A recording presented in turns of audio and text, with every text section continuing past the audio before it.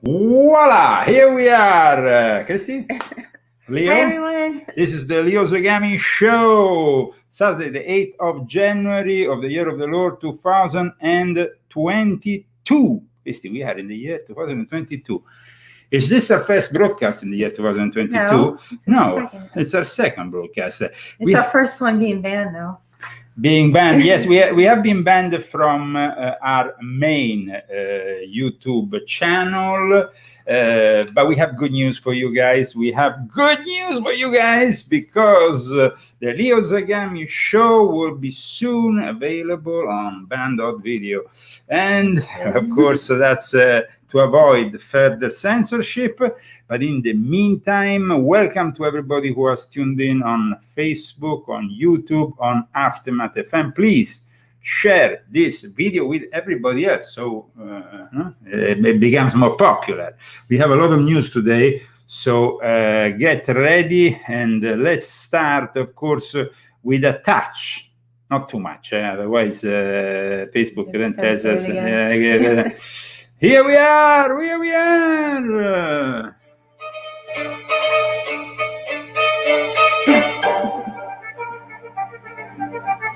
Okay, so for those who have just tuned in, this is a Saturday show with Leo and Christy. And all this is happening on various platforms. As we speak, the world has entered a new apocalyptic year. Our last show was a little successful because we talked about doom and gloom. Yeah. Why is that, Christy? Do people like doom and gloom? Maybe a little bit. Maybe a little bit. They are a little bit attracted to doom and gloom. Today, in reality, we have we are starting with news that is just being relayed on leozagami.com, on my latest article that you can find on leozagami.com. Latest article dedicated to what, Christy? To the chaos that's going on in Kazakistan.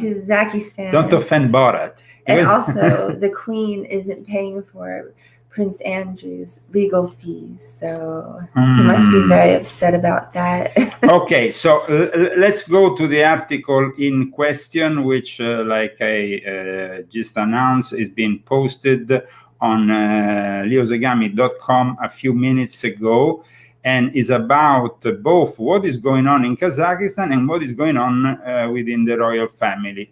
There is something that is actually bringing together these two subjects, Christy, because apparently in Kazakhstan we have Her Majesty's Secret Service operating in disguise and participating to the chaos, which is bringing, as you can see, very chaotic scenario in the country, which is very rich in energy sources, but has had some problems in the last few months due to the fact that there is a lot of Bitcoin mining operations that suck a lot of energy. I mean, Bitcoin is not at all a green alternative to paper currency. Okay, let's not miss Christy. Christy, some people have asked me in the past why you are sitting behind me. And that is because it's a choice. It's not really behind. It's a little because, but you like the reassurance of my position in this position. You said. Okay. Well, you said that. I don't know. No, I don't want to look bigger than you. So. Okay, no problem. Okay. So welcome. 5 minutes past the hour. In 5 minutes, you see, we have started this new show, and we are already in the news. We have also a few listeners, 125 at the moment, on Aftermath FM. That's not too bad, as well as a few that are following us on Facebook and on our new YouTube channel to bypass the censorship. But like I said, soon we will be also on band.video, and that will be definitely a great improvement for the Leo Zagami show. So we are very much looking forward to that. And now let's move to here we see we have a lot of people already commenting. There is Tony Griffiths, Bitcoin is a Ponzi scheme. Definitely is a Ponzi scheme, and it's also created so that people can be further localized, that currency can be ultimately inexistent in a cashless society, and the full control of the people will be on what has been renamed for a few years the PayPal Mafia. Because the PayPal Mafia, it's actually exists. Yeah, people think that PayPal Mafia actually exists. It's not just my people, PayPal Mafia. True. And there is people like Elon Musk that were actually part of it. Let's talk about the PayPal Mafia for a second. Let's go on. There is actually a voice on Wikipedia. What's that? PayPal Mafia. There's a... Yeah, there is a PayPal Mafia. I'm not joking when I say it's a PayPal Mafia. This is the PayPal Mafia. Watch them. These people are all billionaires, and amongst them there is also Elon Musk. You see, members of the PayPal Mafia on Fortune magazine dressed in mafia-like attire, from left to right, top to bottom, and then you have various people. Amongst them, you have the guy who created LinkedIn, Elon Musk, and many others who participated to the because back in the 90s they participated to the creation of PayPal. You see, PayPal was a money transfer service of a big company called Confinity, which was acquired by XCOM in 1999. And all this led to then later They're a bunch of crooks. They are a bunch of crooks. We They no stole longer. money from me. They stole money from Christie. They. Absolutely stole it. Like, they stole it right out of my account. So yeah, I stopped using it under that name. Well, and then we got banned several other times until we have finally decided to not use any longer PayPal for keeping this transmission going. We have other ways of sustaining this broadcast, aside from purchasing, of course, the various books, which is very important because these books permit the possibility to us to move forward and improve our shows, especially now that we are about to maybe launch several shows a week and make it a more regular occurrence to meet with both me and at times also Christy. Yes? Yeah. Yes. Yeah. How's that, Christy? I think you should do some of your own shows, though. Yes, of course I will do some of my own shows. I always like to have, though, the female touch of Christy in this show. So we have, like I said, many listeners, but we have also many viewers. And those who are viewing this show, they are shocked with what's going on in Kazakhstan, because suddenly this place, everybody was talking for years about Astana, which is one of the main cities in Kazakhstan, being the capital of the Illuminati. Astana, Satana, because you reverse Astana, you get Satana. You have this big pyramid built for all the religions to meet there, and actually Pope Francis was due to go there, but in the end he didn't. Plans have changed, but there is a heavy influence of Russia, and the Grand Lodge of Russia has helped also building the Grand Lodge of Kazakhstan in recent years. Now, before I forget though, the alternatives to PayPal. For those who live in Great Britain and the US, there is a great alternative. It's really inexpensive, costs nothing. It's easy to upload on your phone with an app. It's called CashApp. Here it is, CashApp. CashApp is a great opportunity. So you can help us even with one, two. We don't have any sponsors. We don't have any sponsors. You are our only sponsor. We have also set up, though, we have also Fundly, and we have GoFundMe. So these are various options that we have created. Fundly works very well, to tell you the truth, and a lot of people are very happy with Fundly. So let's promote also, aside from Cash App, also Fundly. Here we have, I'm going to put it on the screen for those who are watching us. For those who instead are listening to us, Cash App / dollar, the dollar sign of Cash App, Leo Zagami. That's it. And otherwise, fundly.com / Leo / no, that's not slash. It's a bar, no? It's a bar, Leo, Lion, Zagami, channel. Here we have it. How are you going to read that? Read it for other listeners. Which one? This one. For Funly? Funly.com. Funly.com, Leo. No, /Leo, Leo. middle bar. Bar, Leo, Lion, bar, and Zagami, bar, channel. You have to be precise because the people on the radio, they don't know this. Oh, okay. So I will not be able to finance our transmissions. So Astana is a very interesting city because aside from the Freemasons being heavily involved in the construction of it, on the myth of it, I'm actually dedicating a whole chapter to it in my new book, Volume 7, that is about to come out. So that's going to be... And by the way, we have a cover for Volume 7. And we are very proud of this cover. We are very proud of this cover. Have a look. This is just a test for the really upcoming cover of Volume 7 of my Confessions, which is due to be published in 1, maximum 2 weeks. I would say 2 weeks is more realistic. Okay. Christy's looking forward to it. Actually, you have started to work on it on Monday. So, going back to Astana, what happened? In 2018, in Astana, there was a meeting, Christy. This meeting, it wasn't any kind of meeting because Dr. Tedros from the World Health Organization went there after visiting the Pope. So they had a very important meeting on the global health situation 1 year before unleashing the virus on the world. And all this happened in Astana. Why is it so important?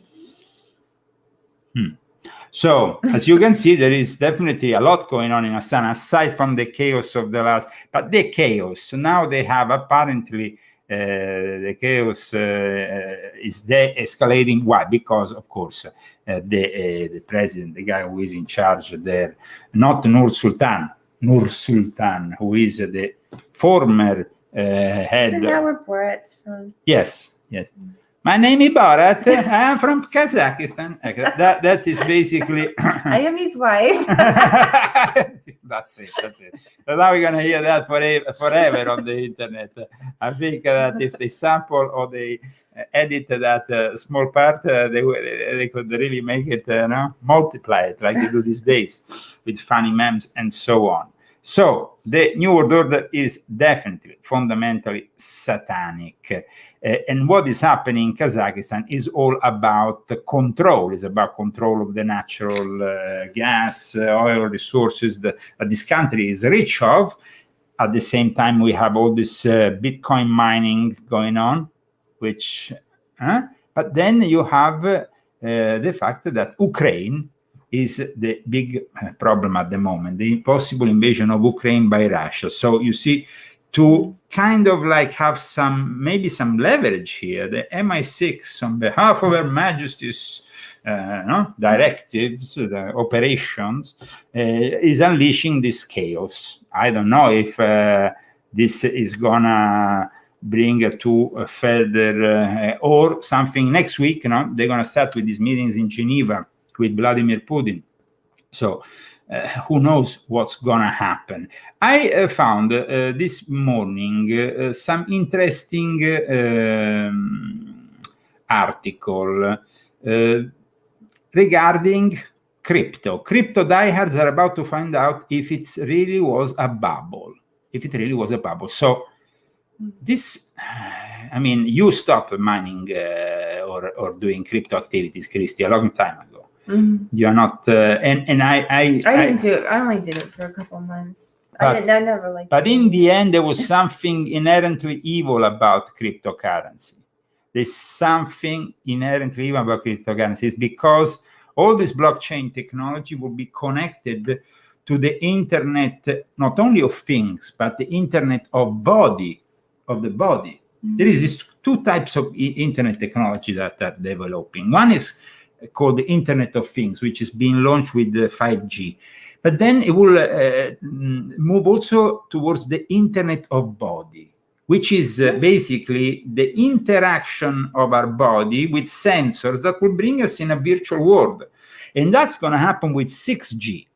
6G is basically what I've announced in volume 6.66. In fact, this book could never be so prophetic. 6G, that is being developed as I speak, will be the next step for the New World Order to control all of us, and also to start bringing the new plebeians. We are the new plebeians. They are the new aristocrats, the new elite, these communist, socialist technocrats. Most of them, sincerely, I despise, and in my eyes, they are real plebeians. But what can you do? Anyway, we, as the modern plebeians, will be segregated more and more into virtual reality, into digital, in a digital kind of reality, which will become an alternative to the real reality. The metaverse comes up, no? Of course, when we discuss these things, then the reality of the metaverse. People associate the metaverse, though, only with Facebook. That's wrong. Metaverse, aside, it exists from before. There was already something called Second Life, and then there is another guy called Sweeney, who is the CEO of Epic Games, who is trying to develop a metaverse that wants to launch itself more similar to the early stages of the internet, where things were all free. Or instead, we have the monopoly of Facebook, of the metaverse that is being implemented by Facebook, which is completely the opposite. Is controlled by big corporations that want to immediately.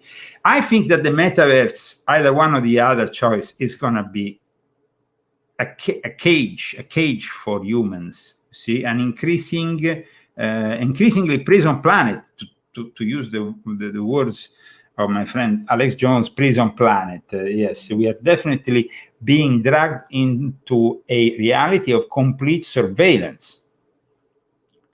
But what are we living now, really? This reality is surveilled by the gods. So what's up, and God, in ultimate instance, the supreme God who has created this universe, he is the real controller of this universe that itself could in some way be a metaverse. Yeah. I know this is a concept that might generate chaos and confusion, but it's a very important concept here. We have to remind our viewers that 2022 is another year into a decade that between 2020 to 2030 is basically bringing us in the hands of the artificial intelligence, cyber Satan. That's what I have really described in this book. And so the metaverse reality is all that. It's about the new. They say that basically the virtual reality is part of the new capitalism. But I find it instead as the death of capitalism and the rise of something really sinister and evil that's gonna. Of course, we can say that socialism is today probably the ideology that pervades more this new world order, because their idea is to simply create a planet of numbers, of people who are all the same. And in capitalism, you have differences because you have people who emerge, who emerge as great entrepreneurs. In socialism, everything is instead left to the states.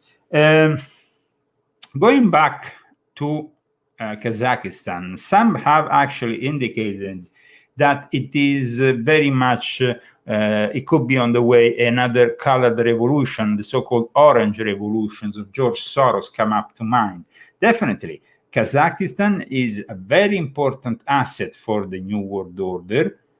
I don't really think that Russia is going to let Kazakhstan in any way move from under their sphere of influence, because from the very foundation, this country has always been linked with, it was part of the Soviet Union, then it moved out of the Soviet, when the Soviet Union 30 more years ago now, actually 30 years ago, Gorbachev in a way dismantled the Soviet Union when he resigned. And at that point, what happened? That Nur Sultan, the guy who then gives actually the name to Astana, which is no longer Astana from 2019, it's been recalled with his name. So, I mean, the guy actually, and he is the guy who, from president, moved now to be, I think maybe he's even prime minister, but he's still in control really of the country, this guy.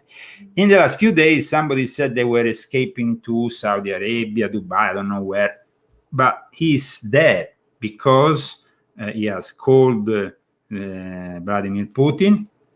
Both him and the current president of Kazakhstan have called Vladimir Putin. Vladimir Putin has sent all his special forces and so on to defend the interest of Kazakhstan against foreign interferences. Like I said, MI6, the British, are very much present there. You have to understand that, for example, a big pyramid that is present there, everybody talks about in Astana, was built by a British Freemason, a lord from a very famous architects company in London. So the connections with, and also the fact that they established a Grand Lodge of Kazakhstan 5 years ago, it's very important. I think maybe I'm not sure, but I think I have an image of the consecration of the lodge in... Always Freemasons involved. Well, yes, of course, there's always Freemasons involved. I thought I had an image, but I don't find it here. I might have it somewhere else, but I will find it sooner or later. Because it's an image that basically shows the installation of the maybe it's here. Let me see if I can find it here somewhere. I have a lot of pictures. I have a lot of pictures that need. I know, it's pretty. But I have a picture of the initiation. But I mean, it's not easy. Maybe I can find. I have an idea. I have an idea. Let me see, because I'm always well organized here with all my files, but I have an idea. Let me see here if I can manage to get the link where the Grand Lodge of Russia in some way, but it's not happening here. Why it's not happening? Let me see. Nothing. Yet. Nothing. I have something that is appearing, but not what I wanted. So I don't know. It's like I'm not having much luck here. But Astana could be here. We're gonna find it. Don't worry, guys. When I say something, I'm gonna do it. Here I am. I'm on Instagram. I found the exact page, which is from, I think, 2017, in which, here we have, the Grand Lodge of Russia starting the Grand Lodge of Kazakhstan. So let me show it to all our viewers. Of course, this theme will be further developed, and is further developed in my book that is about to come out, Volume 7. But this was the consecration that happened in 2017. You see the Freemasons, they're covering their faces to not get recognized. Grand Lodge of Russia, 20th of May, this means 2017, because they add to the normal age 4,000 years. So 6,017. See? It's not 2017, 6,017. Grand Lodge of Kazakhstan consecrated a new worship lodge 4 under name of Baitirek of the east of capital of Kazakhstan. Now, when you have 4 lodges, that's when you can basically consecrate the Grand Lodge, traditionally speaking. So the new worship lodge number 4 is basically meaning the start. And look where they did it, on the east of capital of Kazakhstan, Astana. So you see, that is basically what has happened here. For those who still believe that we don't bring you evidence, here is the evidence. Here is the evidence, my dear friends. And they are, of course, now the Russian Freemasons helping their counterparts in Kazakhstan to not let the country fall under the foreign influence. But this is a country with a lot of people are interested very much in the energy. That's the main thing. That's the main thing, because then from the energy you see also this whole thing of the Bitcoin mining came together. Bitcoin mining absorbs incredible amounts of electricity. Incredible amounts of electricity. So it's not at all a green solution or something, but it is something the New World Order needs, and that's why they want nuclear plants, so they can feed their crypto mining, whatever. They can, these computers that elaborate extremely complex algorithms need a lot of electricity. That's what happens here. So, and then, of course, like I said the other day when I was with my friend Harrison on InfoWars, aside from the civil use, the electricity for the cars of the New World Order, the electric cars, so-called green economy and all this BS, we are going to pollute the world even further by bringing back, in many countries who had renounced to nuclear power. And that's not, I think, something positive. There's a lot of people that are tuning in. We have people, of course, from Italy who are tuning in, people from England, people from America, from Canada. To all these people, I want to extend my salutations. What's happening in Canada? Oh, God, oh yeah, you want to know what's happening in Canada? I mean, Trudeau is in an extreme libtard. I mean, apparently he had a fit because of that charter that left Canada with a bunch of party animals going to Cancun in Mexico. That was really when he completely lost it at that point. But there is something else going on in Canada. There is a lot of weird things that are going on in Canada. One decision in particular that today we're going to be discussing, which is controversial, and I wanted to bring into the show today, is the fact, if I find I can't seem to find the link, but in any case, the news is the following. You are not going to be able any longer to purchase any cannabis or any alcohol in Canada if you are not vaccinated. Can you believe it? Can you believe something so insane is happening? Well, it's not as bad as Italy. Well, in Italy, the over 50 are basically forced into vaccination by a undemocratic, unelected prime minister, who used to be, by the way, is a very important, influential person within the Illuminati, Mario Draghi. It's very close to the Jesuits. He's been a member of the Theatrical Commission, of the Bilderberg, of everything. I mean, Mario Draghi is somebody who is definitely... but the crazy thing about... how can you tell people to not... that they're not able to purchase any more things like cannabis or alcohol because you are not vaccinated? I mean, what kind of sick diablerie is this? Oh, no. I mean, you have to really admit that they are diabolical, that Trudeau is literally a Satanist out of control. Some say he's the legitimate son of Castro, by the way. Maybe he should have been castrated, Castro. We would have avoided having his son then. But the thing is that a lot of people here in the US are instead getting more and more upset, and they are not standing anymore for this whole thing. Even in Los Angeles, libtard Los Angeles, Christy, I want to show you something. Even in libtard Los Angeles, Angelinos are fed up and say we need to live with this whole pandemic. I mean, even the libtards are arriving to the conclusion that you need to live, coexist with this pandemic. Just like we coexist with the flu or everything else. I think that this is the reality. I think that this is even better. Okay. So,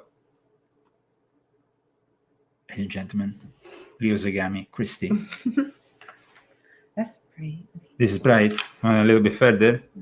Okay, here we are. That's better? You like this? Yeah, it's better. Is that okay? Yeah. Okay.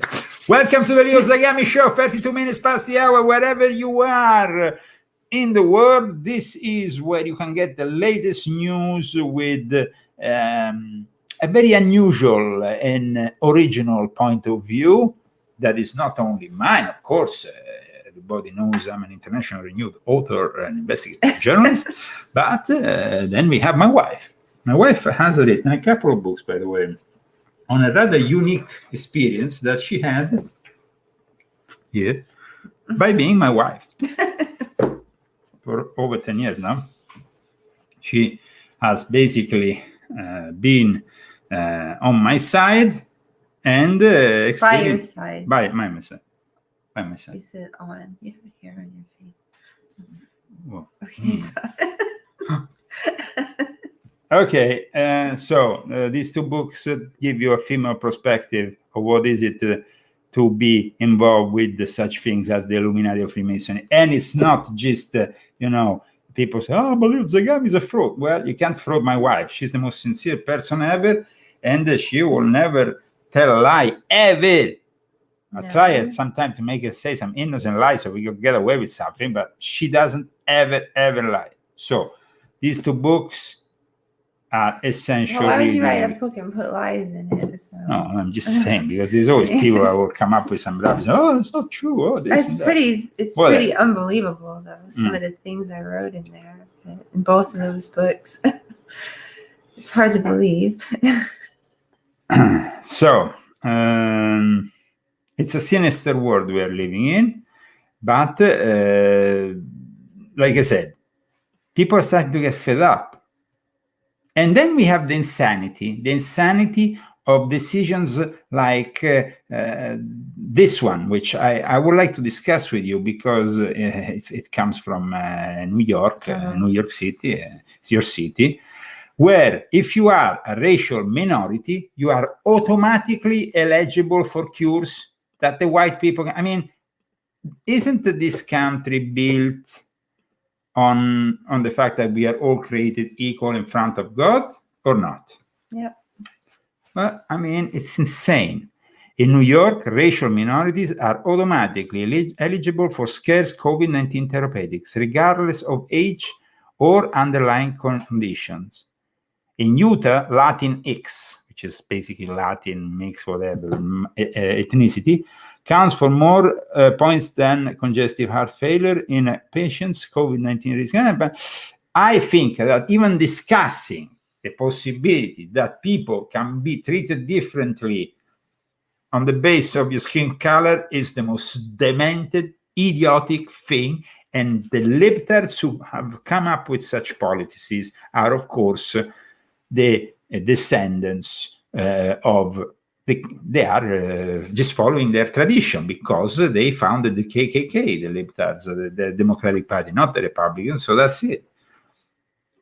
These days, we have a big problem here because people feel less and less represented by these politicians who are conveniently playing on their farce in Washington, D.C., in the swamp. But in the end, nothing is really changing for the better of this country that is being destroyed, infiltrated by Chinese, Russian, whatever, the foreign enemy.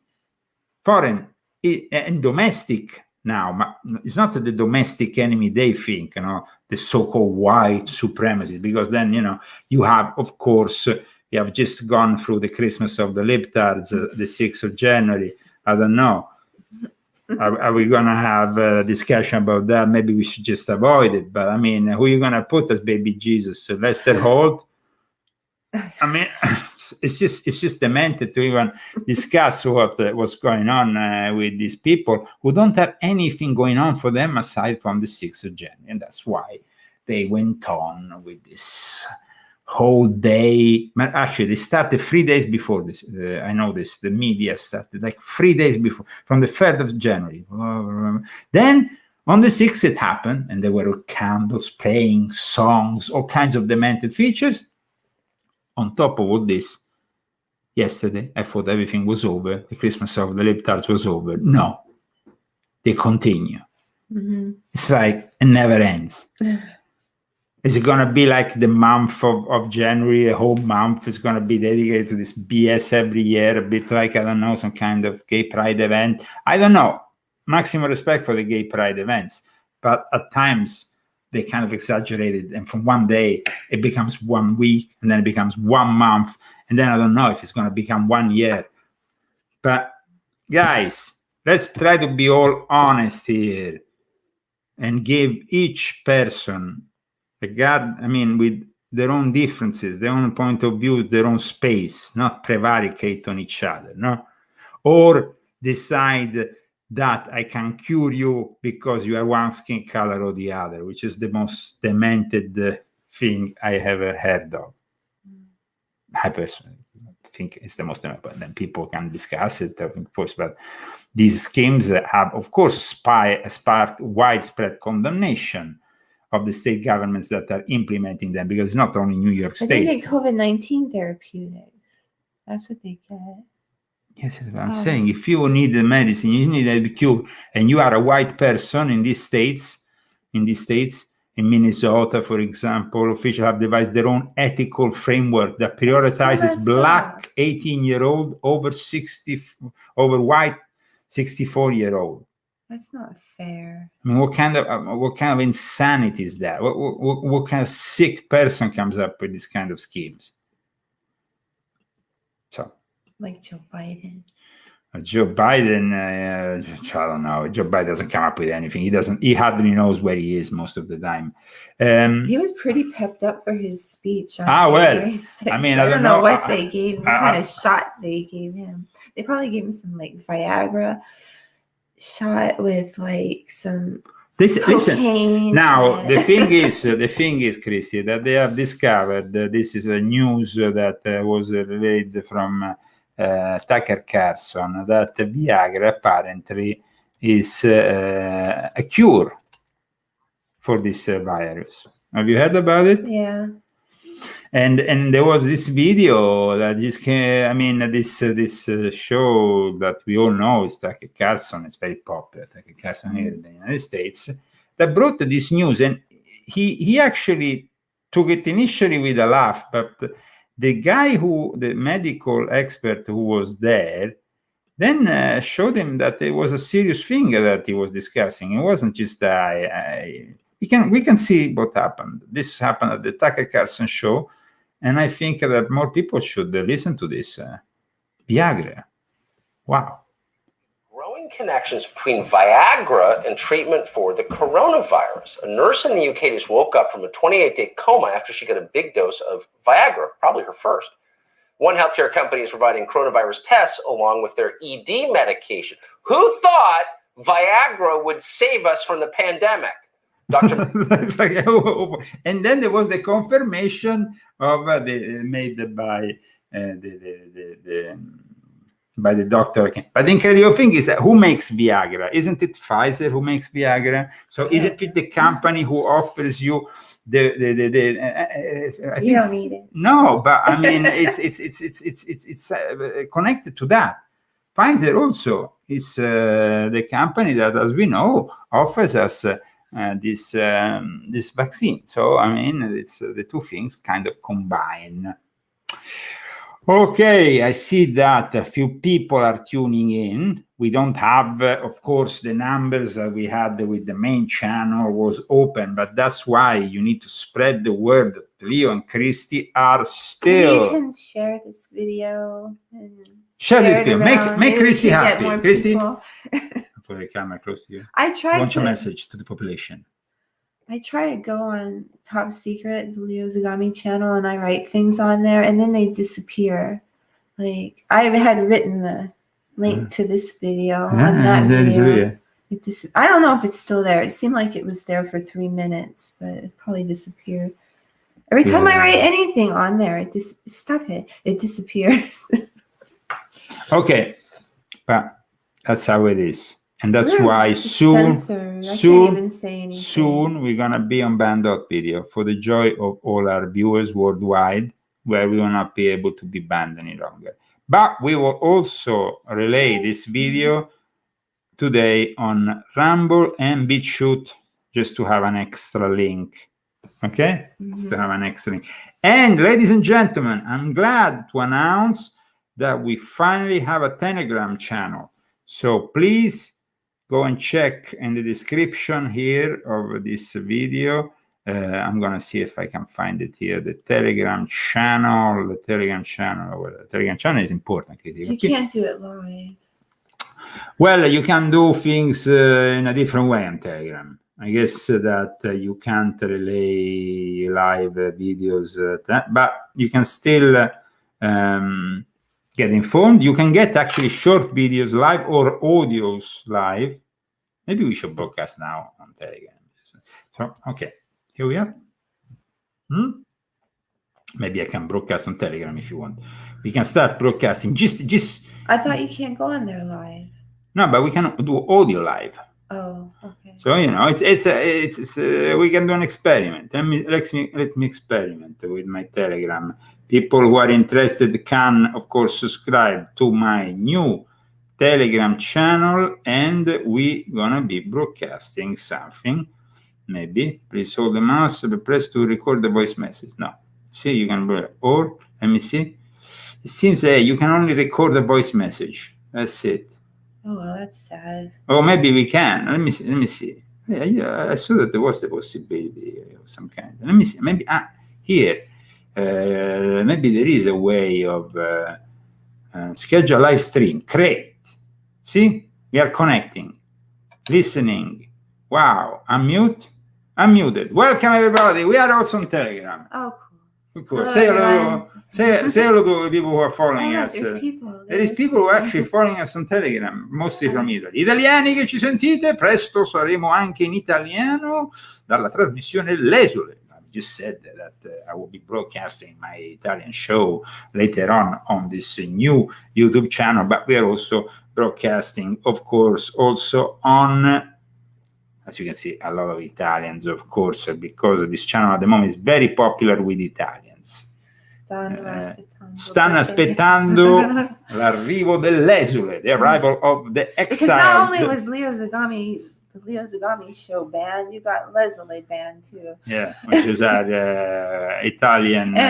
Yeah, we can't say what you said because then we'll get banned again. Yeah. Don't say it, and don't put anything that's going to get banned.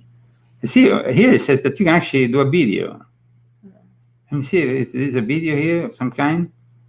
Let's consent to the video. Is the video coming out something? I don't know. Maybe. Huh? Well, maybe not. But we are transmitting audio to a lot of people. Here.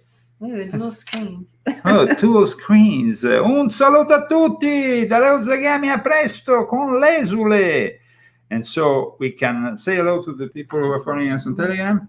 Ciao Zagamiani. Ciao Zagamiani, a presto. Ci vediamo in 2 ore. Ecco, in italiano, a presto. So I left, of course, at this point, I'm leaving. See if I can leave. I don't know if I can leave. I don't know. It says leave, but it doesn't make me leave. Okay, well, just leave it there. Leave it there then. Okay, so while we are transmitting on a variety of platforms, we don't even know how many, on this, we are also broadcasting though on the radio. On the how many people are listening? On the radio, at the moment, how many people are listening to us on the radio? We should check. We should check. Here we are. Let me see. Let me see if we have a few listeners on the radio. But 119. Not too bad. Not too Usually bad. It goes down when you It goes down. Yeah. Oh, well, people are appreciating it even on Aftermath FM. And if you want, you can download the Aftermath FM app if you want to just drive and listen to us, and then you can listen to us. So that's not too bad. Huh? Okay. Is it time for callers? It's not yet time for callers, Christy. We are still going through the news, and we still have a lot of news, including the fact that this tennis player, Novak Djokovic, who basically is a staunch no-vaxxer, has come up with an escamotage.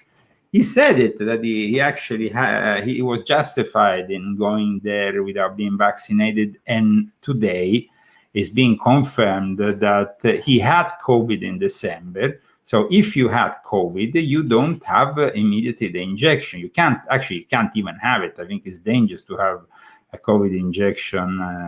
Maybe, I don't know. I mean, I don't follow these kind of things. I don't know how it works. But in any case, he was granted the vaccine exemption after testing positive for COVID-19 in December. Court documents show. So then why are they giving him a hard time? No, now they can't give him anymore. So now he's basically going to participate to the tournament. Now, there is a lot of doubts though that this is a genuine thing, or simply because he's the #1 tennis player in the world, he can get away with anything. They tend to do that. What can we say? I don't know, but definitely the father said that he was like Jesus Christ the other day, a couple of days ago, sacrificing himself because he believes in, I don't know. I think that, of course, we know that there is a lot of risk, and so maybe some sportsmen want to avoid that risk. So I don't know. Let's see what's going to happen, though, when he plays the tournament. If he's going to win, or he's not going to win. And now, of course, let's discuss instead Pope Francis, which is, of course, one of the protagonists of this show, because I'm a Vatican expert, so we have to discuss. What did Pope Francis do? Well, he has basically congratulated himself with an old nun that is very well known for her controversial ministry amongst the LGBTQ community. 50 years of LGBTQ ministry. I mean, 50 years ago, actually, to tell you the truth, in many countries, being homosexual was illegal, including in the United States, I think. There was some restrictions. And I remember when I came to the US the first time in the early 80s, and I discussed this with Quentin Crisp, who was an idol of the LGBT, who still is an idol of the LGBTQ community, an old friend of my grandmother, who explained me how dangerous it was to. But now Pope Francis has sent an encouraging letter to an American nun, thanking her for her 50 years of ministry to LGBTQ Catholics, more than 2 decades after she was investigated and censored by the Vatican for her work. In his letter, dated December 10, Francis wrote that Sister Janine Gramick has not been afraid of closeness and, without condemning anyone, has the tenderness of a sister and a mother. So this is basically Sister Janine Gramick, and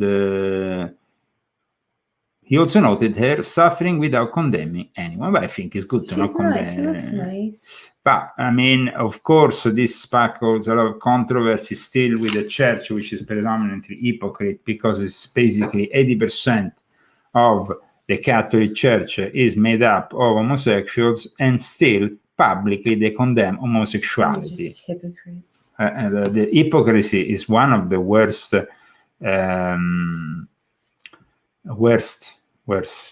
kind of these hypocrites are really the worst. Oh my God, I helped produce a documentary about Quentin. Well, my grandmother participated to a thing, I think it was a film or a documentary with Quentin Crisp called An Alien in New York. So, let me see, An Alien in New York, Quentin Crisp, Englishman in New York. Yes, An Englishman in New York. It's a film, and there was actually Well, yeah, there was a movie, but before that, back in the days, there was also documentary, and I think that my grandmother participated to it. I don't know if it's written. Things did she do? Oh, my grandmother? Yeah, A lot. she did a lot of movies, and she did a lot of. She was an acting coach. Yes, known as Incoming, and a writer, and she was an interpreter. And she was working with the intelligence services as an interpreter, and also as we can go actually and check for those who want to know more about my grandmother, because it seems like there might be a few people who might be interested. Here we are. Yes, my grandmother was I met Quentin Chris personally the first time I came to New York in 1982 when I was a young kid. Okay, Incoming, you see, this is Incoming, was a British translator, public relations officer, polyamorist, and writer. Cumming was born in Walton-on-Thames in 1917. She had an indulgent childhood. Courtesy of her grandfather, James Grimble Groves, a member of parliament and a brewery owner, Cumming spent much of her childhood in South Africa, where her father has bought a farm. So, I mean, her family spent a lot of time in South Africa. She was a debutante in 1935, and she was reported that she first had sex under the Eiffel Tower. Wow. She studied contemporary dance and leader acting with Michael Chekhov. She married a fellow student, Henry Lyon Young, which was cousin to the Queen Mother, which was my grandfather. He was an aspiring playwright and later writer. So we're all writers in our family. Oh. Yeah. It's like not everyone, but not everybody, but a lot of us are writers. Huh? That's a terrible picture. What's happening here? Telegram. Yeah, well, because we're getting there's a different camera being used. Oh, we should move it. A sec. Maybe we can move it here and make it clear there. Here. No, that's better. That's better, no? Hey! Saluto a tutti! Sì, qualcuno some listen, some don't though. It's kind of like, it's weird, huh? But there's a lot of people actually, huh? Quite a lot. That's more than you two. Oh, no, man. Okay, so by the way, going back. Move it out of the way because it's confusing me. Yes, okay. So going back to my grandmother's career here. Okay, so Harry Lyon Young, and that was my grandfather. She and her husband, along with Chekhov, left for the United States as war approached. So with Michael Chekhov. Michael Chekhov was this Russian American actor, director, author, and theater practitioner who is legendary. Yeah. Who is really Chekhov method. Who invented the Chekhov method for acting, and very much. And then there was also the Stanislavski. They were there to teach the Stanislavski method of acting, but then actually Chekhov himself, his actual, and you see, and then you have British intelligence. The secret intelligence, MI6. During the war, both my grandmother and my grandfather, as you can see, were asked by British intelligence to leave New York and return to England. They were sent back to convoy and Cumming assisted with encrypting and decrypting coded messages between the British and American governments. Now, recently, they have changed a little bit this part of the Wikipedia, because there was actually a confirmed fact that between the President of the United States and the Prime Minister of England, they used to use my grandmother for the decrypting. So you see, they were experts in encrypting and decrypted coded messages. While in Greece, she also worked as a translator for the British Council. In reality, she was always part of this intelligence set up by the British, you know. Then she went on and she worked instead for Federico Fellini. See? Mm-hmm. And she also made other movies. This one tenderly. It's a 1968 Italian comedy directed by Franco Busati. You should watch it. The Annalisi George Siegel, The Girl Who Couldn't Say No. A first film appearance was again for Fellini in Roma, famous film, Roma. This is a great film. And my grandmother made an appearance there too. She also wrote books and appeared topless in the British tabloid The Sunday Sport. I mean, just to not make any. In 1948, she actually married the novelist Richard Mason, who was the guy who we know very well, then became the husband of Maggie. And basically, we have this extended family, because then Richard, in reality, after separating from my grandmother, got together with my mother's best friend. Weird. Huh? But in any case, Richard Mason was the guy who wrote the World of Susie Wong, British novelist, best known for the world of Susie Wong. His novels usually concern business experience in exotic foreign locations, especially in Asia. And Richard was really somebody who I grown up with, because he was in Rome. Then we have Benny Montessor. Benny Montessor, who was also, during her marriage, she had a long relation with the Italian designer Benny Montessor. And on the end, Montessor took an interest in another man. So basically preferred the man rather than the woman. Imagine that. Far out. In 1953, she started a platonic but deep relation with the artist Brian Geisen, who then became involved with the very start of chaos magic with William Burroughs, the Illuminati of Thanateros in the 70s.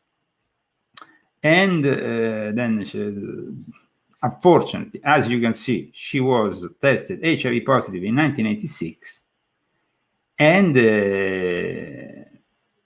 but she didn't give up, and actually died, my grandmother, in London, in this lighthouse, which was this place for people who died of AIDS.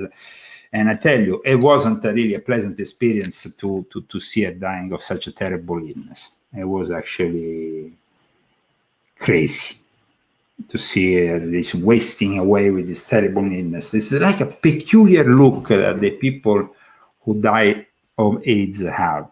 And it's really specific, because they kind of like really get to be eaten, to shrink because of this sickness. In any case, here we have two books that she wrote. They are both very rare, by the way. I used to have both of them, but one of them, unfortunately, I don't have any longer. I think I read The Love Quest. Love Quest. And then, but before that, there was The Love Habit. And these were actually bestsellers. They were actually books that were pretty successful. So this is just to go into describing a little bit the life of my grandmother. And now let's go back to the topics of the day.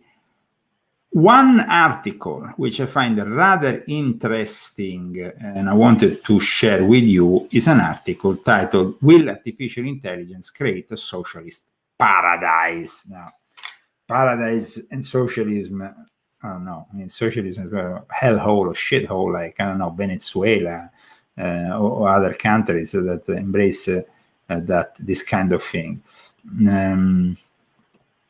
Un caro saluto a tutti i Zagamiani. I want to say hello sometimes to Italians. It seems like they're watching, but and probably they're listening. You see? It's incredible what you can do with all these platforms at the same time, eh, Cristi? Non capiscono niente. Well, probably some of them don't. Some of them know Italian, but I would suggest our English speakers to subscribe to Telegram in order to follow us. No, this would be, I think, a good thing. Okay, so this article that I was just mentioning is from the MI6 Wire, and I find it interesting because it really brings us to the subject which we touched earlier on, this artificial world that is being created around us. And artificial intelligence seems to be, the author believes that by 2030, and this is something I've been saying also for a long time, no?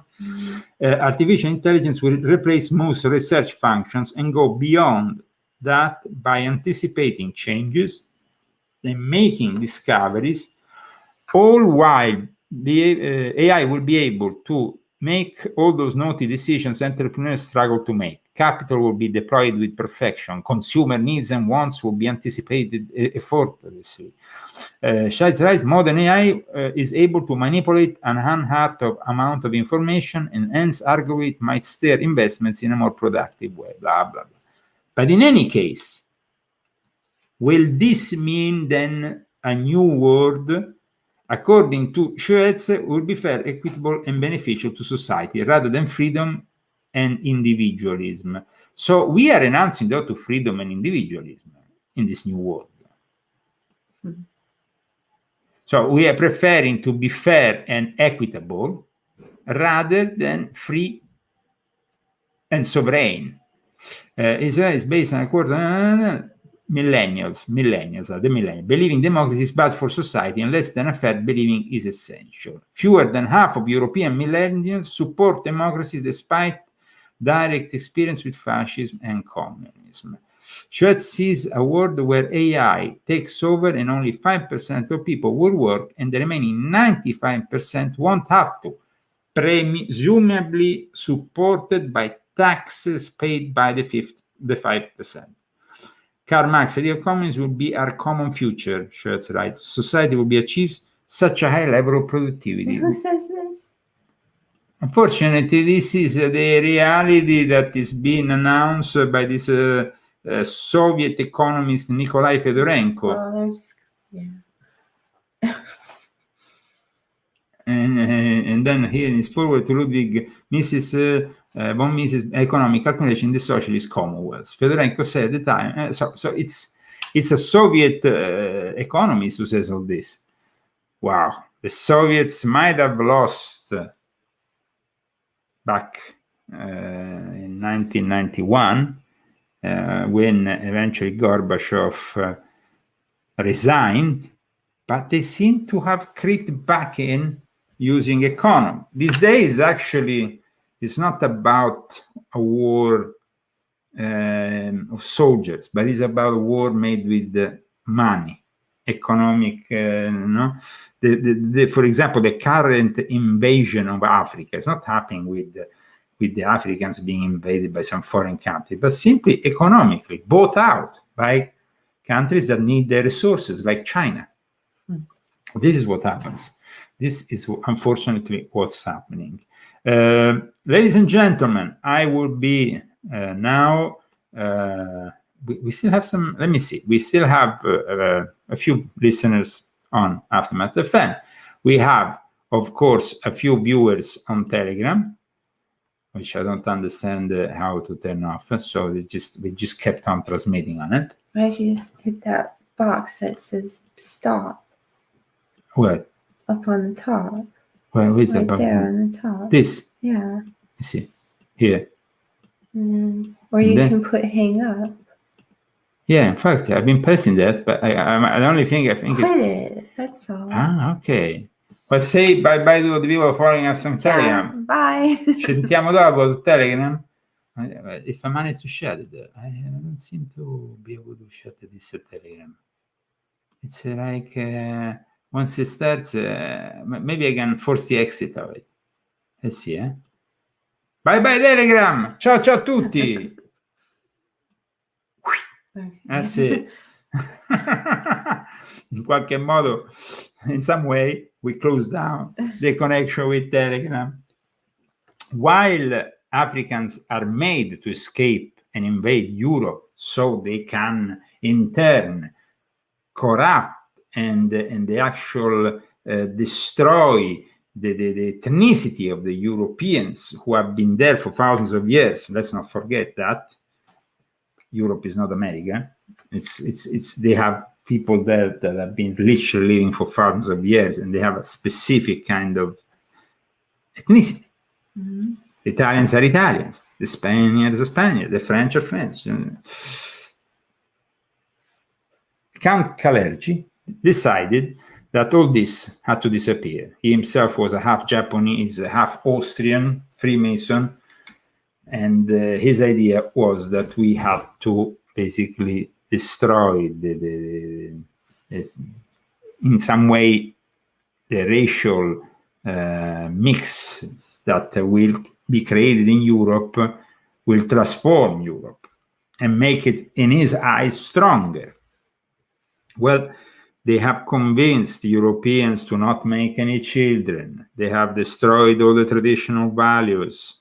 They are in the hands of merciless technocrats and communists, and that's what happens. This is unfortunately what happens, guys. So welcome to the Leo Zagami show, by the way, 7 minutes past the hour. We are going towards Christie's favorite moment, which is when we open the phone lines. That is the moment in which Christie really, she likes it. Mm. No? People call in. Yeah? As long as they call in. In the meantime, though, I must say that we have 4 million. It says here, this experts predict up to 5 million could be sick, could skip work next week with COVID, putting strain on businesses and transport as US hits new record, 5 million. Omicron seems to be the cause of it. That's what they say. So all this, of course, is to maybe usher in some new rules. Who knows? This, though, is news. Is the most recent news that we are covering here, and the cases that are reported. But we also know that it's something that shouldn't worry us so much, because this variant has been reported to have less effects, has strong effects. So the whole thing here, instead, regarding what we are facing here in the US, is that we are facing also a very weak internal situation that, of course, celebrated the Christmas of the Libertars, and at the same time, the military in the US that seem to be more and more involved with transforming their own recruits, yes, in people who have to accept certain things, like the woke ideologies pervading almost the military these days. I noticed this morning an article that seems to be pointing on this direction. Navy expands boot camp to sharpen focus on character issues. Now, let's go and read these character issues, and then let's discuss them with military expert Christie. Well, she comes from a military family. She has been brought up basically in military bases. So I would like to ask you, what do you think about this kind of situation? Here we have the article, Associated Press. Okay, so what is the article basically saying? The Navy is adding 2 weeks to boot camp this year in major overhaul aimed at improving recruits' war fighting and emergency skill, while also focusing on suicide prevention and character issues such as sexual assault, hazing, and extremism in the ranks. That part's good. Yeah, but the problem is, what is this extremism in the ranks? Because if they say, if we follow their mentality, we are extremists. We are terrorists. I mean, this is really what the whole 6th of January celebration of the Christmas of the Libertars implied. That all the people who have voted differently from them are terrorists or white supremacists. Or that is really what really led to the big error of Ted Cruz, who completely. Tucker was mad at him. Tucker was mad at him, and he was probably kind of quite right to be mad, no? No? Yeah. I think he was not telling the truth. He wasn't being so honest. I think Ted he thought Cruz. about it all night. He Okay. thought of exactly what he would say. Okay, so Ted Cruz had called the people who, of course, participated to the events of the 6th of January terrorists. But let's say, first of all, nobody was really condemned for insurrection. The whole way this whole thing has been conducted against these people who went inside there, of course, they're committing crimes because you shouldn't go in. But then it's like they've been treated like they were some kind of terrorists, and now we have this whole thing that is going on, comparing this event to 9/11, to Pearl Harbor, where thousands of people died, thousands, not one, thousands. Yeah. You can't really compare, no? You can't do it. I mean, it seems like it's not fair, it's not honest. What else is new? Huh? With them, they're always like that. I find it really strange that we have to witness this blatant lie, and this with of course a president who is he is free of politicizing whatever he wants because he's a political figure, no? As well as being a president of the United States, he's a representative of the Democrat Party. But you can't convince us of something that is not there. Mm-hmm. For example, I don't believe the Earth is flat. You can never convince me that the Earth is flat. But some people believe the Earth is flat. Good for them. But you can't convince me that the Earth is flat. That's, So, by the way, I see that we have a few people that are tuning in. Welcome. If you are on Facebook, on YouTube, remember to share this video and subscribe to the new YouTube channel that we have created so we could actually broadcast today. Yep. Otherwise, we wouldn't even be on YouTube today. No, it's like really, we've been completely, Kamala Harris admits that there is a level of malaise. What is the word malaise? Can you describe the word malaise, Christy? So it's like a kind of like laziness. Malaise, I don't know. It's not laziness. I don't know. It's kind of like No, I think it's I think it's discontent. I think that they are not happy. There's a malaise from male, from evil. If we want to go into the actual word that comes from probably evil, malaise. There is a level of malaise, Harris told public TV, not PBS, Thursday. Because basically people are fed up with this pandemic. It's like you get tired of hearing about something. So in this case, malaise, phrase, political taboo, phrase of nationalized malaise. Oh, guys. Bless you. I've tissued, something that is prohibited lately. If you tissue, they're gonna watch you and gonna say, everyone's gonna think you have the Omicron now. are you sick? Oh no, you sneezed. You sneezed. No, Pammy. Oh, no. I was. God forbid. But then you did it on the air. It's probably my perfume. Yeah. Or one of your hairs got in my nose, I think, because I didn't have any breathing pretty normally. So probably it happened. It's dust. Salute. We have every single language possible and imaginable. Leozagami, the Omizagami virus. That's cool too. That's not a bad one. The Omizagami virus. We are basically also facing something that we didn't think will happen. You know that Baldwin is actually refusing to give his phone to the FBI. I mean, Alec Baldwin has still not handed over his cell phone to cops despite the search warrant. This is very suspicious.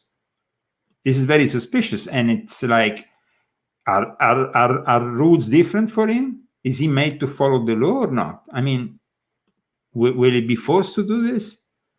I thought when they have like a warrant, then they have to take it. Like, you don't really have a choice. So why is he resisting? And how can he resist? I'm not sure. No? I don't know. The Santa Fe Sheriff Office they are actively working with the Suffolk County Sheriff Department in New Mexico, Darwin lawyers to get material for the investigation. I'm sure that it was an accident. And he should just, it makes him look guilty when he does that. He should maybe it's not an accident. Maybe this is like... I'm sure he didn't mean to shoot his friend. Huh? I'm sure he didn't do it on purpose. I'm sure he didn't. You have that impression? Yeah, I think it was a really dumb accident. And I don't know, maybe he has some stuff on there. Other things he doesn't want anybody to see. Maybe it doesn't have anything to do with You think so? the investigation, because they take everything that's on your phone, like every single thing. So I don't know. You never know. Maybe there's something else. Well, it's well, but it's important because people are starting to wonder, no? YouTube will be posted after live show, I think. Why? Is it not transmitting YouTube, this show? Yes, it is. Let me see if we are, just because I want to check, because it's the first show that we actually broadcast live on this YouTube. Probably like completely banned again. No. We are still there. Oh, okay. You're still there. We don't have that many spectators. We have something like maybe 16, 15 people, which is pretty ridiculous. But whatever I mean, that's why we are, of course, gonna be soon on band.video, and that's why you're gonna be finding the Leo Zagami show soon in a new vest. By the way, in a new vest, we have a new branding for the Leo Zagami show, Christine. Should we show it? Yeah. I think that actually that's something that we should have used maybe for today already. Let me see. We have rebranded the Leo Zagami show. Let's see if you like the new branding. Ladies and gentlemen, we're working on it. Here we are. Okay. Okay. Okay, so sorry. Here, let's see if we can find. Here we are. And this one we can download, so we can use it as the new icon. That's cool. Yeah. Ladies and gentlemen, are you ready for the new icon of the Leo Zagami show? It's more similar to the Esole.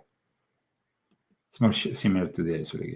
It's, of course, let me see if we can. Here we are. Let me see if I can upload it. And see if we can or not. Yes, we can. Here we are. Here we are. The new logo for the Leo Zagami show, ladies and gentlemen. Here we are. Oh, I like that. Huh? It's bright. That's not bad, huh? I like that. So we have a new logo. We have presented this new logo today to you, live and direct, while we were doing the show. We like to do things live and direct with you. So from now on, this will be the new logo. Of course, we will never forget the old logo that launched the show, that we still like, and it's still going to stay in our hearts. But we also have a new logo. So that's it. You have different possibilities. And we decided that we wanted, in a way, to, no? I think it looks more enforced type of. This new logo? Well, people, just bring on the conclusion. Do you prefer the old logo or the new logo? But the new one seems to be pretty nice and clear. So That's not bad. That's not bad. That's not bad. Thank you to Vincenzo. Thanks to Vincenzo Viceversa. He's a brilliant graphic designer. He's a brilliant graphic designer. He's actually working at the moment on the cover of my new book. So people like old one, people like the new one. But power old logo. Well, we will keep the old logo at times for those who are nostalgic, and we will use it at times. So we will be shifting at times. When people are nostalgic, we will do like this. Nostalgic moment. And then we will do this and go back. So, yeah. No, so. That's more like Matrixy. I guess new one is nice. When it's small. Power when it's small. Okay. Well, in some way, we are working on refurbishing the whole this show in order to then launch it soon on band.video, which is something that's going to happen in the next few days. Maybe we will be uploading even this show on band.video. Let's see. And now we are approaching, of course, Christy's favorite moment, which is to open the phone lines and make you the Just participant. And I know, and say, okay. Make you the participant of the show. Join us live with a phone call, and that is possible through our phone line, which I'm going to now open up.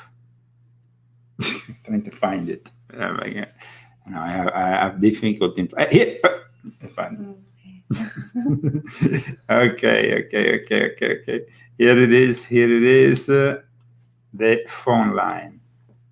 Ladies and gentlemen, +1 for those who call from outside the United States, 970-577-6369. You have it also on the screen. 970-577-6369 +1 if you're calling from outside the United States of America. And the phone lines will be opened by Christy's request earlier than usual. This was like kind of boring this week. We didn't have much use to discuss, you think? No, we have. For example, why is the Queen refusing to pay for Prince Andrew's thing? That's an important subject. I think it was really crappy what happened to Virginia, and that they didn't hear her. And then I heard okay, Virginia Giuffre took some money, though, apparently. That is something that happened from Epstein for sort of compromises behind the scenes. But you know how Maxwell was condemned? I heard something. I was reading comments on one of our last video, and like maybe the jury was compromised. Well, of course. That, like after this verdict and everything, like because they asked like a questionnaire, and one of the jurists was compromised because maybe they were. I'm not sure. I think it was sexually assaulted. So maybe she won't actually be condemned, like they'll call a mistrial. Well, I don't know about the speculations. We stick by the facts here. The leozagami. But you said that maybe she would just get away with it somehow. Queen refuses to pay Prince Andrew sex abuse. You see? Queen, legal fees. Forces him to quickly sell chalet. So he had to sell something. I already imagined the scene. Well, you should have to show that picture. You know, the one where says, "Mom will take care of it." Remember that picture? Yeah. That was so funny. I have to figure it out. That's good for this.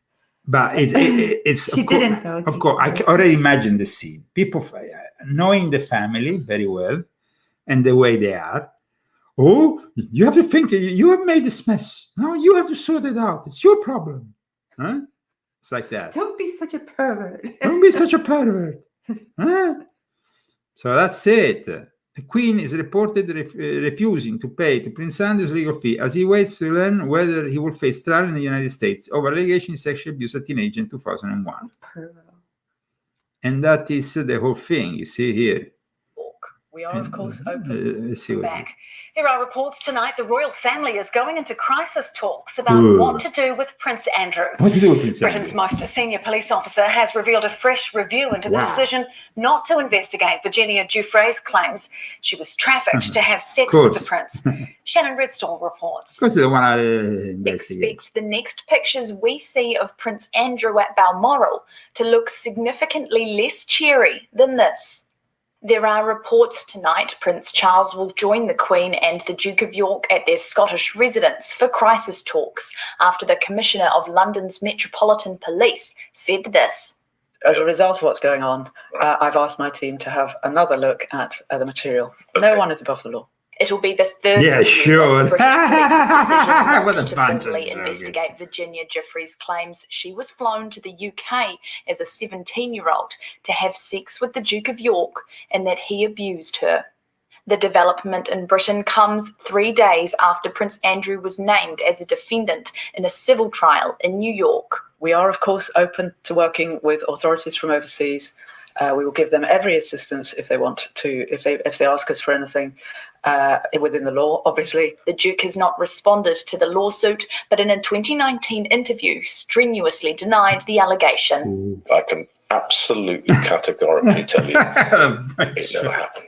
There are also reports tonight that Prince Andrew could be stripped of his military titles and would miss the Queen's Platinum Jubilee celebrations next June if the lingering scandal hasn't come to an end. Ooh, embarrassment in the royal house.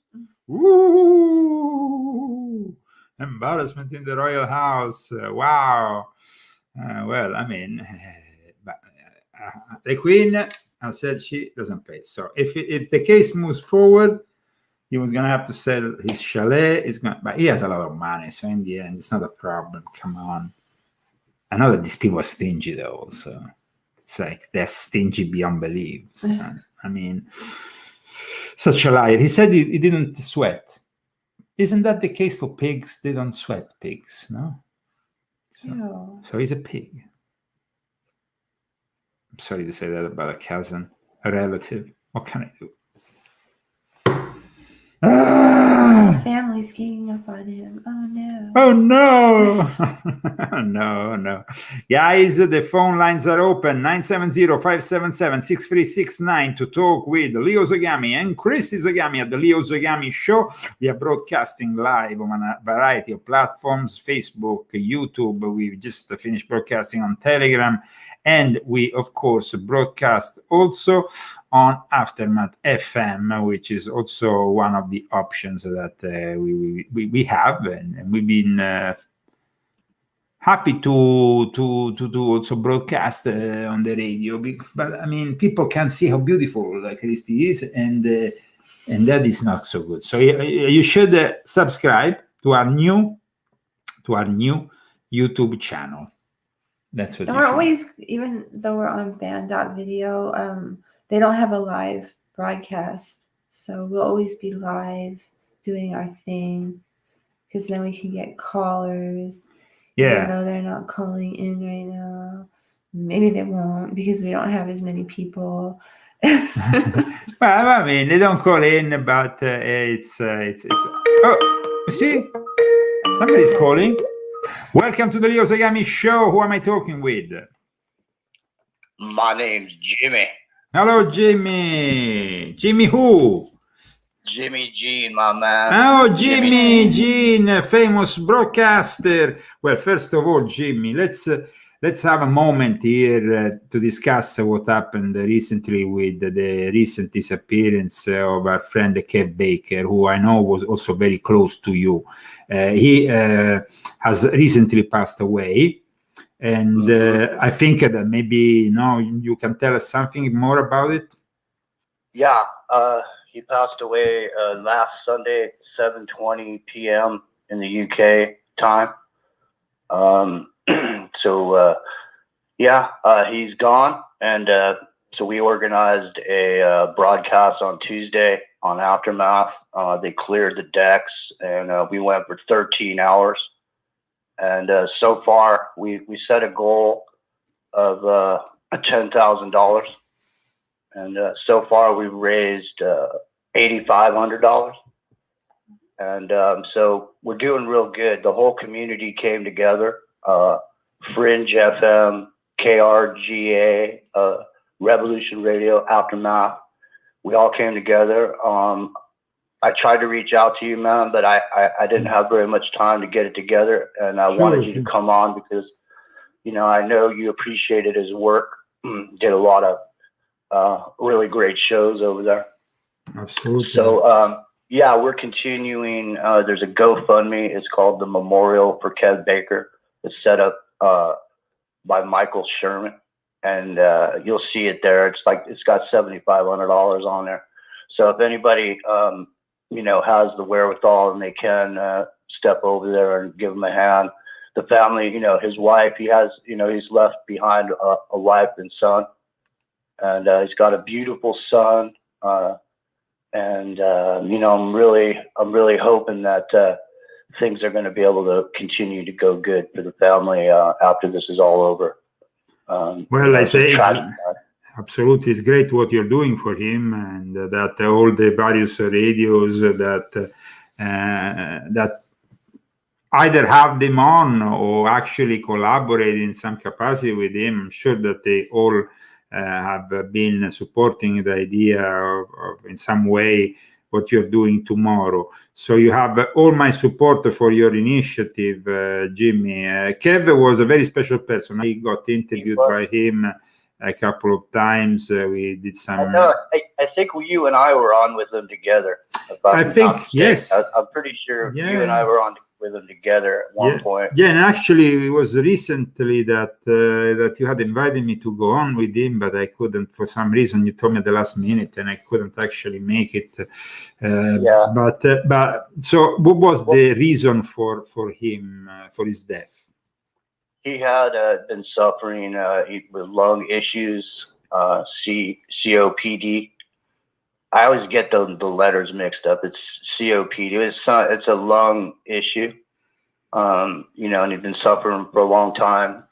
He was on the list for a lung transplant a few years ago, and so he had to pretty much, you know, the type of medicine that they have in the UK. You know, if they tell you have to do a certain thing in order for you to get the lung transplant, you have to do that thing. You know, so like when he was going to get the lung transplant, they were gonna, they told him, hey, you got to quit smoking. Well, we're not gonna give you the lung. So they prescribed that drug, the Chantix, you know, for quit smoking drug. And you know, him and I, we knew all about what Chantix really was.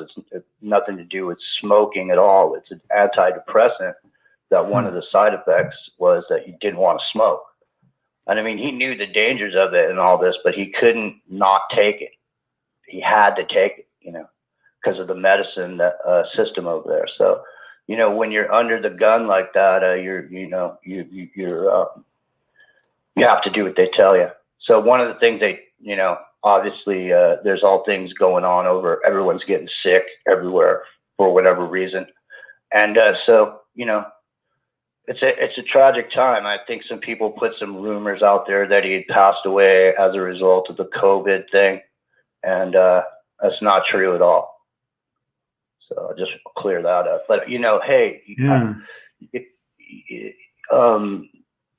it's just such an intense time going on right now, you know. And for me, honest to God, man, you know, he's a friend of mine like you are. Mm-hmm. You know what I mean? And the thing is that I've seen over the years so many people such as yourself that devote your time, your life, you put everything on the line to get this information out there. And when people pass away, these fucking people just change the channel like nothing ever happened. And so I had enough, man. I wasn't going to let that happen to Kev, man. And I wouldn't let it happen to you. And I wouldn't let it to happen to any of my friends, because people don't realize how getting involved in this information can actually, when you're the person putting it out there, it can destroy your life. Depending on what you're putting out there, they could literally go after you and destroy you in every way possible. Your job, your business contacts. your bank account, all these things. So go ahead. I'm sorry.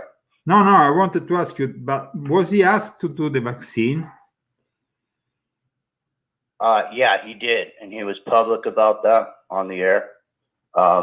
Most people, if they would have, pretended like they didn't get it because they didn't want to lose listeners, But he was public about it, He had to do what he had to do, So yeah. Did you think that might have influenced in any way what happened? No, man. I spent. I mean, I was with Kev for a long time on his show. I was when his co-host Johnny Whistles got sick. I jumped in to help out until Johnny could come back, and Johnny didn't come back for a long time. So I was on there basically every day, Monday through Friday, or Monday through Thursday, and then I'd do the Freaky Fridays on Friday, and did that for about, I don't know, close to a year. But the point is, and then the reason I'm bringing it up is because I've known him all that time, and I've spent all this time with him on the air, and he's had problems way before this ever happened.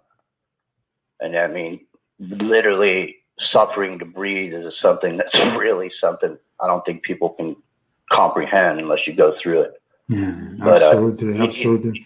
May he rest in peace. And it's very good that today you called in and you give us this thought, on Kev that we much appreciate, absolutely. And I'm sure that all the people who are following us on the various platforms and on the radio are appreciating. Jimmy Jean is somebody who does a number of radio shows.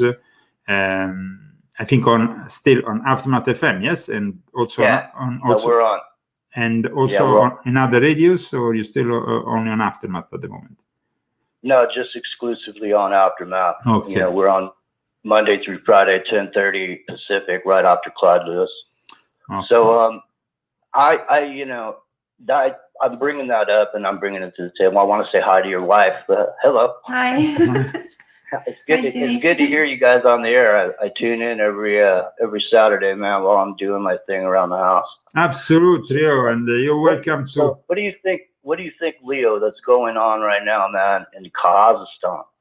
So this whole I kind of talked about it at the beginning of the show.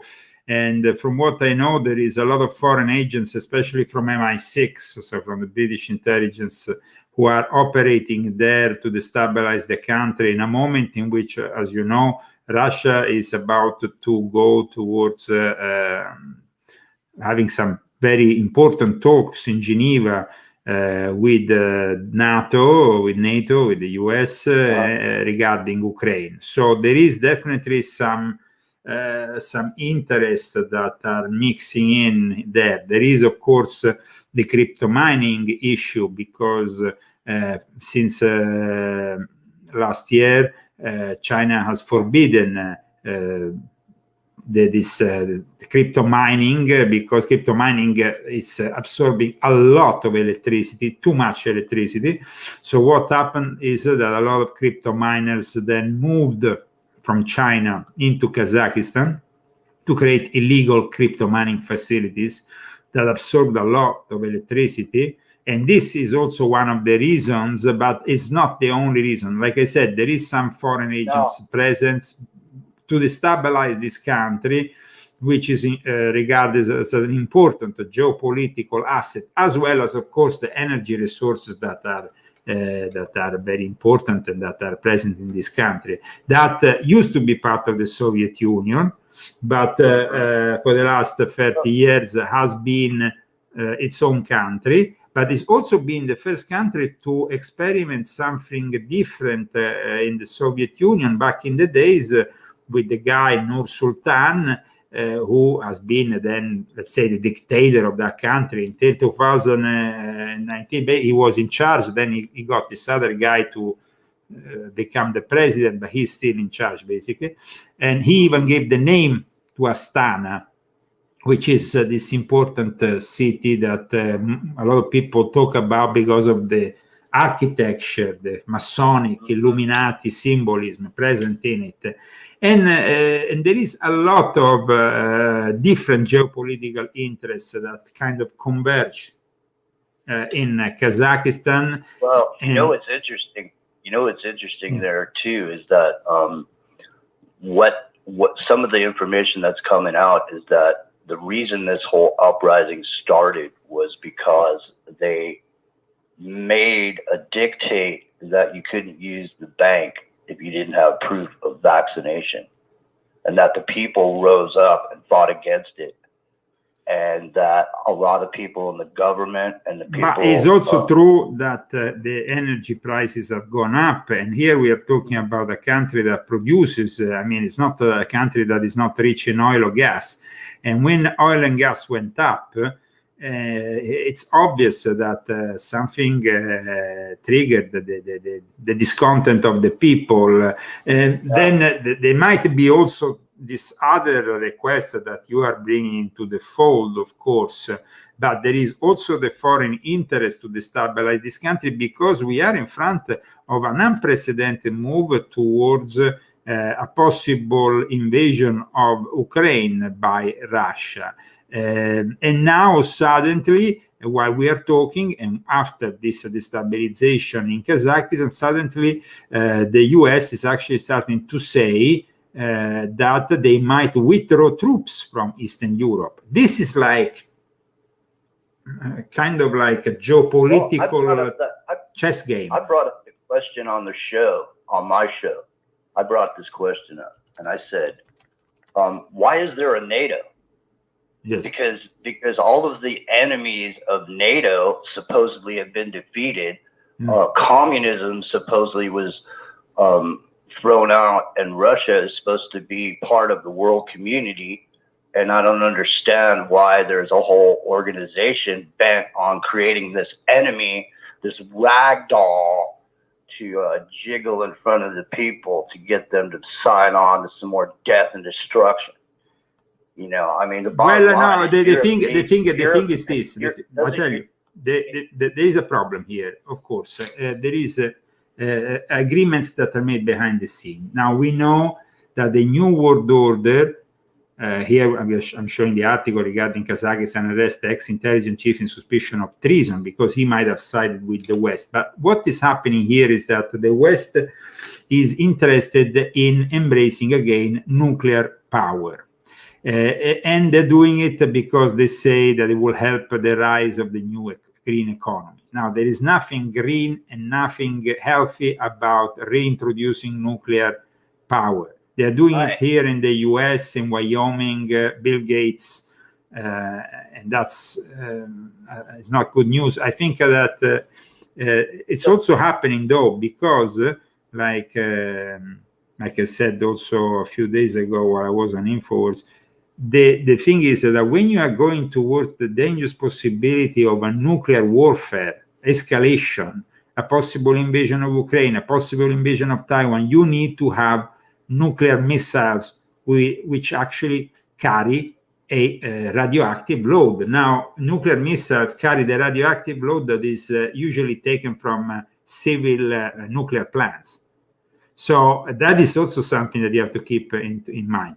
But the most important thing is that by getting Russia to restrict more and more the energy resources, is almost like Russia, in a way, is participating with the usual suspects of the New World Order in forcing people to re-embrace nuclear power.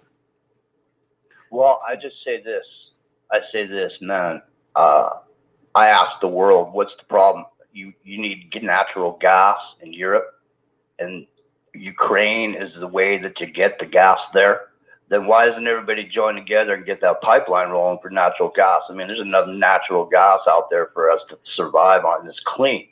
You see, but the thing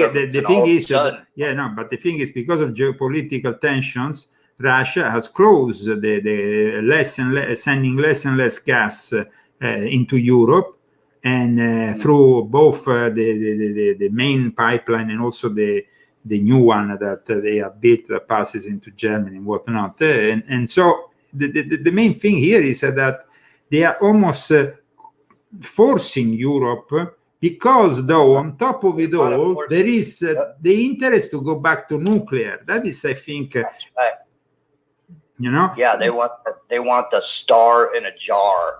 Think about the reason why we abandoned nuclear. The main reason was not only Fukushima, but many years before that, many decades before the fall of the Soviet Union. The reason for the fall was Chernobyl. Now, Chernobyl became the reason why most countries in Europe, later on, including Italy, rejected the nuclear, which is nuclear energy, which is very dangerous. To actually have a nuclear facility that doesn't produce nuclear waste that lasts not decades, but thousands of years in hidden facilities. There is actually, I don't know if you remember, Christy, many years ago, maybe you saw it too. There is a documentary that still you can find online about a facility in Sweden that is constructed under a mountain to keep all this nuclear waste. And it's like, you know, so it's like, it's really dangerous. You want to hear something so interesting about this whole discussion about Kazakhstan and the energy? Is if you go back and you go on YouTube, ladies and gentlemen, and Leo, there was in 2017, there was a giant exposition in Kazakhstan about future technologies and future energy sources and ways of building and construction. And in 2017, it was one of the brightest looks at the future. And if you go look at some of that construction, it was built to track the sun.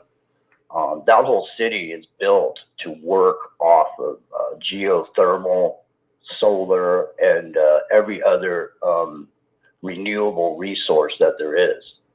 So it's really interesting that power has become, you know, the use of power in Kazakhstan has become an issue. That's really interesting. Yeah, no, the event was called EPO 2017. And it basically was created by Nur Sultan, who openly demonstrated his commitment to the New World Order, New Green Deal nonsense in this EPO 2017. But on top of that, the year after that, there was another important meeting going on in Astana, and that was the Global Conference on Primary Healthcare, which was organized by the World Health Organization and the infamous Dr. Tedros. This happened basically after Tedros went to the Vatican. He went to meet Pope Francis, and then he went to Astana, because at the time it was still called Astana, to actually participate to this global conference on primary healthcare. And the people who participated to this conference that took place exactly basically 1 year before the spread of this virus, the China virus, across the world, was full of Chinese representatives, because China has been taking over the WHO for a long time. So it's obvious that something weird was going on in Astana, Nur Sultan. The anagram of Astana, Satana, Satan. It's also help us to understand a little bit better. But as well as please. They have this thing there. It's like it looks like the Seattle Space Needle. And you go there, and when you get to the top of this Space Needle and you look down the main thoroughfare through Satana, and there at the top of this Space Needle, there's a gold brick. It's probably about, 6 inches thick, solid gold with a handprint in it. And it's said to be the handprint of the original leader of Satana. But some people say when the Antichrist arrives and that becomes the hub of the New World Order, the Belt and Road Project, the New World Order will be governed. That is another important element that you bring to my mind. The Belt and Road Initiative, the Green Belt New Initiative, as the Chinese have renamed it, because of course, we saw how China was able to take over Afghanistan, thanks also to Joe Biden's incompetence. And they have been able now also in the last few months to grow more and more illegal Bitcoin mining facilities in Kazakhstan. So there is definitely an interest from the Chinese, the fact they were there with Tedros in 2018, and the fact that since 2017 there is basically a Grand Lodge of Freemasons also that operates in Kazakhstan, blessed and consecrated by the Grand Lodge of Russia. This makes us understand that there is an ongoing, there is something that is happening there that is of interest. That's the capital of the New World Order, and the Antichrist is going to put his hand in that brick, that gold brick. Well, that is very interesting. It also fits along. Listen, Leo, I gotta go. Okay. I gotta go. Okay. All the best. Thank you for calling in, and all the best for your initiative dedicated to Kev tomorrow. All the best, and God bless all your efforts. Thank you, Kev. Let me tell you how much I love you and your wife, and I thank you for everything. Over the years, I thank you for coming on the show, man. And I just want to say, January 6th. Was 666 days since the beginning of the pandemic. Wow. Of this year, January 6th of this year. Wow, that's not bad. I'll see you later, man. All the best. All the best. Thank you. Thank you very much for calling in, Jimmy. And yes, I mean, that was interesting setup of things that he mentioned, and I wanted to actually mention to Jimmy and all our viewers and listeners the fact that the Pope was maybe planning to go to Astana last. Actually, it was the government of Kazakhstan who wanted the Pope to come to Astana Nur Sultan last year. It didn't manifest in the end. I don't think it will happen this year, but who knows? And why? To meet eventually, once again, the Patriarch of Russia, who will be, in a way, the last to really agree to join this one world religion project, which started with the signing of the Human Fraternity Agreement in the basically characterized from 2019. The Human Fraternity Agreement was signed in the Emirates, and it's like the basis for this one world religion which is manifesting. To know more about all these subjects, though, you have to read my books. Aside from volume 7, which will include a lot of what we have discussed today, there is volume 6.66, which is The Age of Cyber Satan, Artificial Intelligence and Robotics, a book that I recommend to all of you. No, it wasn't that the Volume 4. Didn't you put Astana in one of these books? Yeah, I discussed also Astana in these books, and I discussed many other things. But yes, I mean, Astana was actually featured already in the 2015 edition of Pope Francis, the last Pope, right at the end of the book. See? Yeah. Where I show Astana and everything. So, I mean, the future, the Palace of Peace and Reconciliation. So, I mean, it's like, I've been trying to expose these people for a very long time, and it's kind of incredible how things have then manifested. Kind of like openly, and still people tend to elude themselves that we can go back to some kind of normality. Are we going to go back to some kind of normality, Christy? What do you think? No. But we are able to create. I saw the ball's already rolling, and it's just going to get bigger and bigger and bigger. But there's one thing, Christy, that we are able to create our own reality. That's true. And in my new book, volume 7, my confessions, I will basically suggest what you can do to survive the next few years. And so not only is this new book about the occult roots of the Great Reset that we are unfortunately witnessing, but also the populist roots of the Great Reject, and what this Great Reject might be able to do in order to survive. And we're meant to survive. I don't think God put. Well, those people who are following us, they're not many. Some of us are meant to survive, this Yes. whole thing.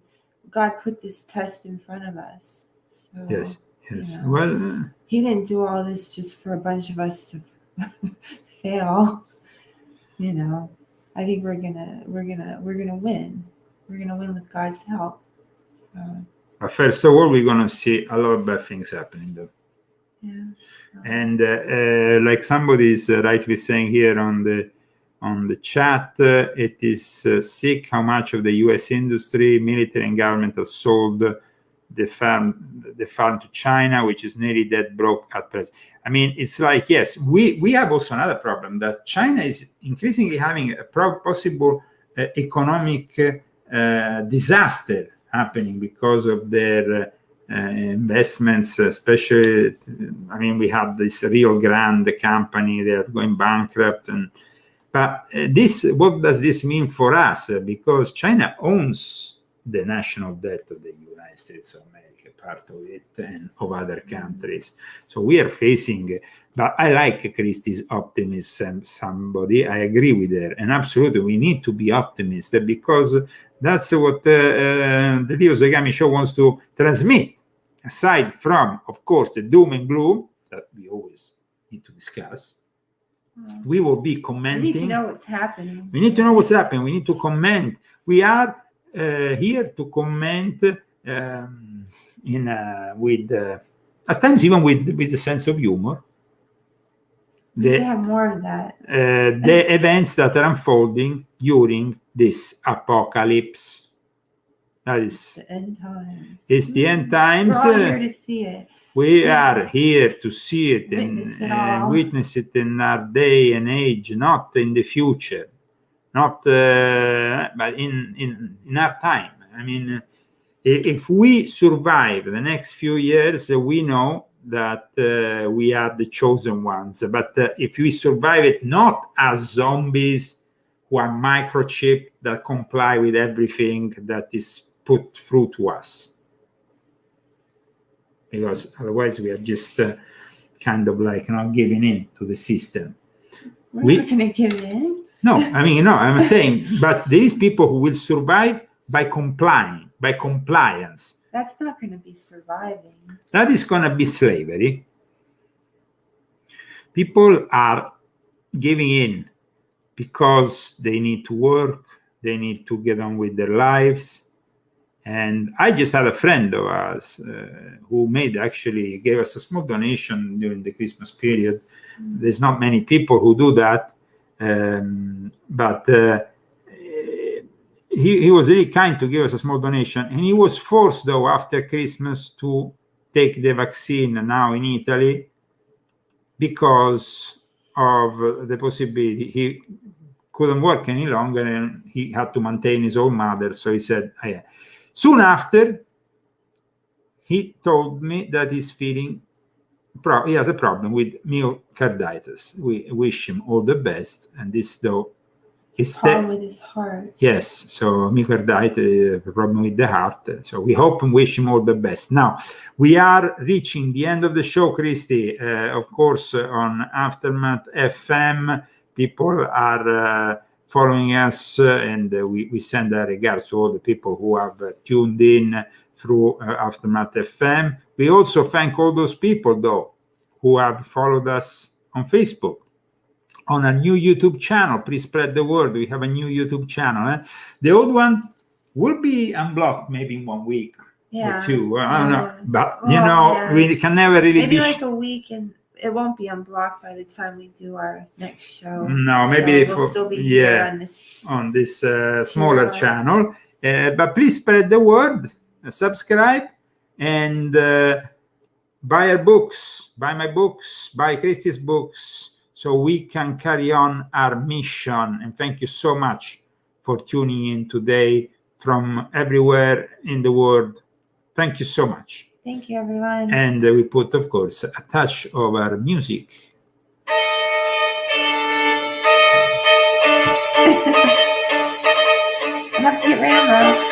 Rambo, where are you? Where are you, Rambo?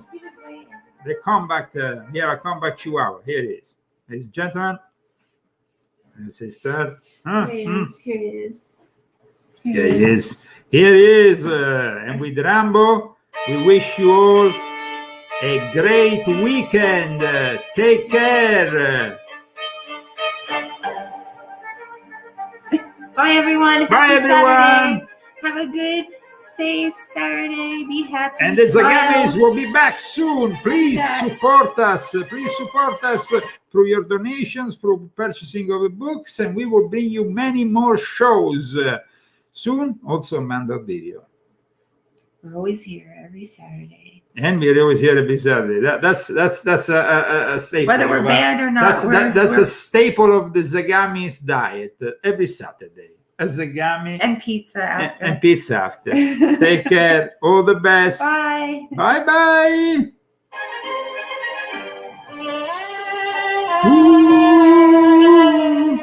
Number, what's that? Oh. Bye. Bye. From Palm Springs, California, that was the Leo Zagami Show with Leo and Christy today on Saturday. Ooh-wee. Ooh-wee.